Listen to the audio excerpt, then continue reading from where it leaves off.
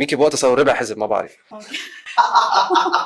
عم بتقول انه في صبيه حتدخل على البرنامج وحتفضح شله ما جايين حاكين مع الصبيه نحن فلان فلانه ضد اشخاص ما، وحينفضح هيدا الامور قدام ريتا. في شيء هيك؟ يعني رح تفتح انه في احزاب بالذات. نعم. هلا الضيفه حتكشف هذا الشيء. مزبوط، بس هي رح تفتح انه في حزب ونص، يعني في حزب ما كفى، في حزب ما قدر على حزب تاني، في حزب اقوى، فصاروا نص هن حزب. يمكن بوقتها صاروا ربع حزب ما بعرف.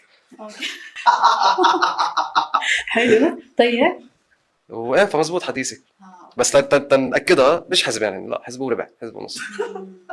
يعني حيكون في احزاب معناته. لا في طبعا. بس من عند مين بلشت؟ من عند اللي صاروا ربع ونص. اوكي يا شربلة، انت ما انخربطتني، يعني ايش شو الموضوع شو القصه؟ لا بالعكس، انت عم تساليني من وين بديت عند الحزب اللي رح تشوفوه صار ربع حزب، اوكي. وخلصت عند اللي كان حزب كامل. الجمهور فهمتوا اللغز؟ كأنه في حدا بده يروح ويجي يضل نص وهيك. اوكي، في قصص كثير. ما هي المشكله انه الناس اللي فاتت خلقت قصه الاحزاب وبلشوا اللعبه، اوكي، تركناهم يلعبوها، لا اجى وقتهم خسروا اللعب.